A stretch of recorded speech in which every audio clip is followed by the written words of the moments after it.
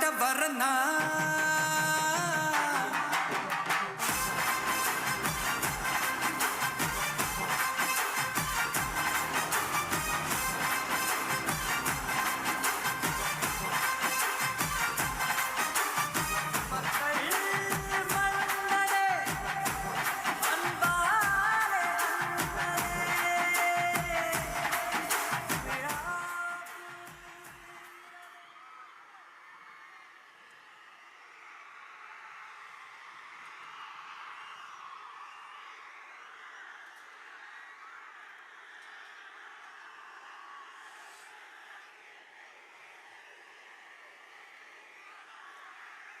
என் நெஞ்சில் குடியிருக்கும்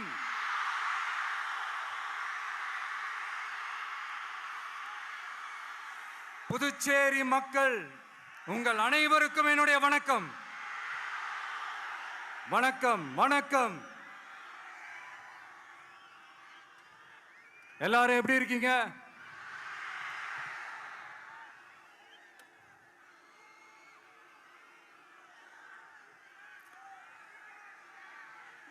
இந்த ஒன்றிய அரசுக்கு தான் தமிழ்நாடு ஒரு தனி மாநிலம், புதுச்சேரி ஒரு தனி யூனியன் பிரதேசம். அவங்களுக்கு தான் தமிழ்நாடு தனி, புதுச்சேரி தனி, இப்படிலாம் இருப்பாங்க.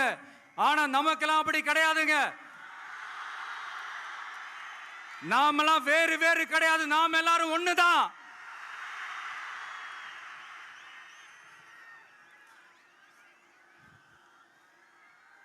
தமிழ்நாடும் புதுச்சேரியும் தனித்தனியாக இருந்தாலும் நாம் எல்லாரும் ஒண்ணுதான். நாம் எல்லாரும் சொந்தம் தான்.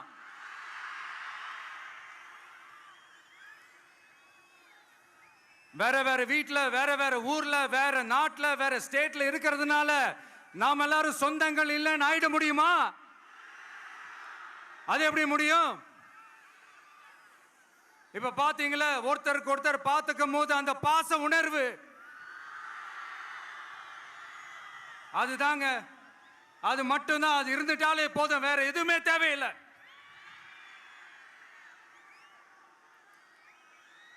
அதனால தமிழ்நாடு, புதுச்சேரி, கேரளா, கர்நாடகா, ஆந்திரா மட்டும் இல்ல, உலகத்துல எந்த மூலையில நம்ம வகைரா இருந்தாலும் அவங்க எல்லாருமே நம்மளோட உயிர் தான். அவங்க எல்லாருமே நம்மளோட உறவு தான்.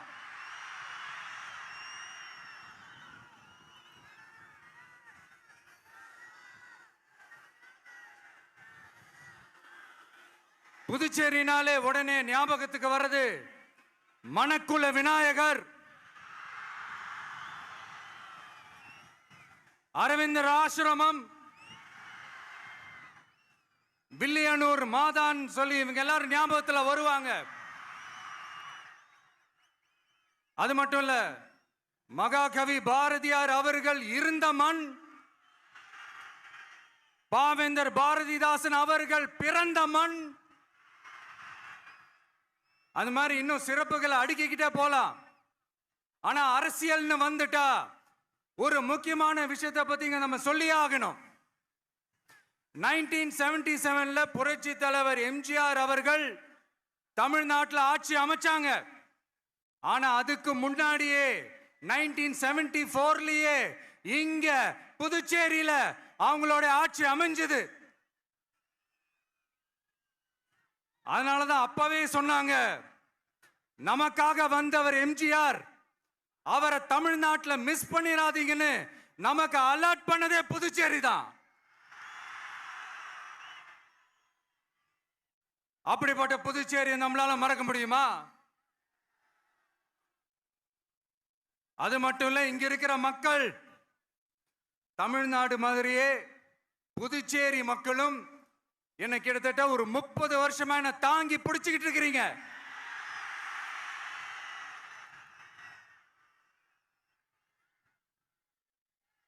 அதனால இந்த விஜய் தமிழ்நாட்டுக்கு மட்டும்தான் குரல் கொடுப்பான்னு நினைக்காதீங்க. அப்படி பண்ணாத தவறு. புதுச்சேரி மக்களுக்கும் சேர்த்து தான் குரல் கொடுப்பான். அது என்னுடைய கடமையும் கூட. அதனாலதான் இங்க நீங்க ஃபேஸ் பண்ற பிரச்சனைகளை பத்தி இன்னைக்கு நான் பேசுறதுக்காக வந்திருக்கிறேன். அது மட்டும் இல்ல, இந்த புதுச்சேரி கவர்மெண்ட்டை பத்தி நாம சொல்லியே ஆகணும். இது டெஃபினட்டா தமிழ்நாட்டில் இருக்கிற மாதிரி நம்ம திமுக கவர்மெண்ட் மாதிரி கிடையவே கிடையாது. ஏன்னா வேற ஒரு அரசியல் கட்சி நடத்துற நிகழ்ச்சியாகவே இருந்தாலும் அந்த நிகழ்ச்சிக்கு தன்னெழுச்சியா வர நம்ம மக்களுக்கு பாதுகாப்பு கொடுத்து பாரபட்சமே காட்டாம இந்த கவர்மெண்ட் நடந்துகிட்டு இருக்கிறாங்க. அப்படிப்பட்ட இந்த புதுச்சேரி கவர்மெண்ட்டுக்கும் நம்ம புதுச்சேரி சிஎம் சார் அவர்களுக்கும்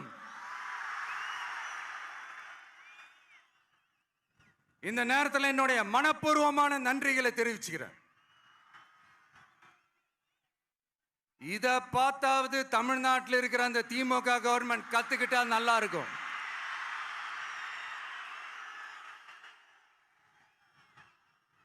ஆனா அவங்க கத்துக்க மாட்டாங்க. பரவாயில்ல, வரப்போற எலெக்ஷன்ல 100% கத்துக்குவாங்க. அத நம்ம மக்கள் பார்த்துக்குவாங்க.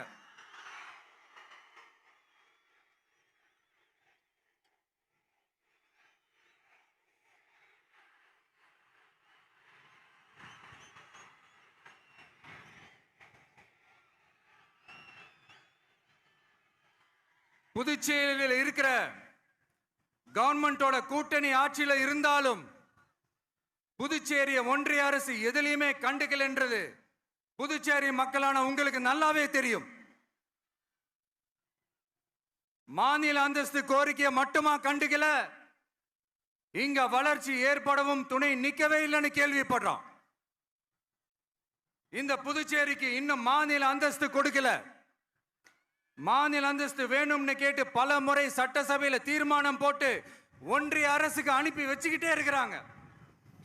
இந்த வருஷம் கூட மார்ச் மாசம் 27ஆம் தேதி 2025 அன்னைக்கு ஒரு தீர்மானம் போட்டாங்க. அது மாநில அந்தஸ்து வேணும்னு கேட்டு ஒன்றிய அரசுக்கு அனுப்புற 16வது தீர்மானம். புதுச்சேரி காரைக்கால் பகுதிகளில் மூடப்பட்ட 5 மில்கள், பல்வேறு தொழிற்சாலைகளை மீண்டும் திறக்கிறதுக்கு இதுவரைக்கும் ஒரு துரும்ப கூட கிள்ளி போடல. பல்லாயிரக்கணக்கான இளைஞர்களோட வேலை வாய்ப்புக்காக எதையுமே செய்யல. இங்க ஒரு ஐடி கம்பெனி உருவாகணும்ன்றது எண்ணமே இல்லை. அதை பத்தி யார் பேசினாலும் அது அவங்க காதல விழவே விழல. இங்க ஒரு அமைச்சரை ஊழல் குற்றச்சாட்டுல பதவி விட்டு நீக்கப்பட்டு அந்த இடத்துக்கு இன்னொருத்தரை நியமிச்சு 200 நாள் ஆச்சு. இன்னும் அவருக்கு ஒரு இலாக்காவே தரல. இந்த செயல் சிறுபான்மை மக்களை அவமானப்படுத்துறதுன்னு அந்த மக்களே சொல்றாங்க. புதுச்சேரியோட முக்கிய அங்கமாக இருக்கிற காரைக்கால், மாகே, ஏனாம் பகுதிகளில் எல்லாம் முன்னேற்றமே இல்லைன்னு அந்த பகுதி மக்கள் சொல்லிக்கிட்டே இருக்கிறாங்க. குறிப்பா காவிரியோட கடைமடை பகுதியான காரைக்காலை மொத்தமா கைவிட்ட மாதிரி தான் இருக்குது. இது எல்லாமே முன்னேற்றம் அடையணும். டூரிஸ்ட் பிளேஸ் ஆன புதுச்சேரியில போதுமான அளவு பார்க்கிங் வசதி இல்லை, போதுமான அளவு கழிப்பறை வசதி இல்லை. இதெல்லாமே மேம்படுத்தணும். புதுச்சேரி கடலூர் மார்க்கமான ரயில் திட்டம் வேணும்ங்கிறது நீண்ட கால கோரிக்கை. புதுச்சேரி மக்களுக்கு ஒன்னே ஒண்ணுதான் சொல்லணும், இந்த திமுகவை நம்பாதீங்க. அவங்களுக்கு உங்களை நம்ப வச்சு ஏமாத்துறது தான் அவங்க வேலையே.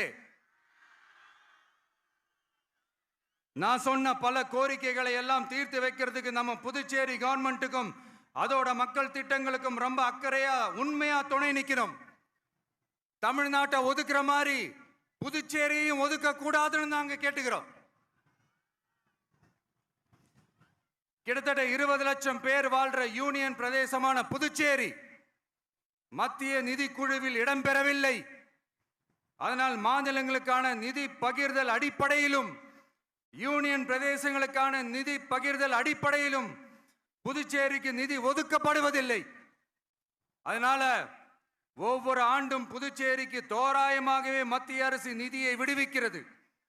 அந்த நிதியும் அரசு ஊழியர்களின் சம்பளம், ஓய்வூதிய தொகை உள்ளிட்ட திட்ட செலவுகளுக்கே சென்று விடுவதால் மீத தேவைக்கு வெளிச்சந்தையிலும் கடன் பத்திரங்களை கடன் வாங்குகிறது புதுச்சேரி. இந்த நிலைமை மாறணும்னா ஒரே வழி, மாநில அந்தஸ்து நம்ம புதுச்சேரி மக்களோட பல்லாண்டு கால கோரிக்கை. புதுச்சேரிக்கு போதுமான நிதி வரத்து இல்லாததுனால வெளியே கடன் வாங்க வேண்டியதா இருக்கு. புதுச்சேரியோட கடனை குறைச்சு தற்சார்பு பொருளாதாரத்தை வளர்த்தெடுக்க திட்டங்கள் வகுக்கப்பட வேண்டும். மாநில அந்தஸ்து வாங்கினா மட்டும் போதாது இல்லையா, தொழில் வளர்ச்சியும் தேவையாச்சே. புதுச்சேரி தென்னிந்தியாவின் முன்னணி இண்டஸ்ட்ரியல் ஹப்பாக மாற்ற எல்லா முயற்சிகளும் எடுக்க வேண்டும். இந்திய அளவில் ரேஷன் கடைகளே இல்லாத மாநிலம் புதுச்சேரி தான். ஏழை எளிய மக்களுக்கு வாழ்வாதாரமே ரேஷன் கடைகள் தான். மற்ற மாநிலங்கள்ல இருக்கிற மாதிரி இங்கேயும் அரிசி, சர்க்கரை, பருப்பு, கோதுமை, எண்ணெய்னு அனைத்து பொருட்களும் வழங்கும் முறை சீராக்கப்பட வேண்டும். கடைசியா, மீன் பிடிக்க செல்லும் காரைக்கால் மீனவர்களை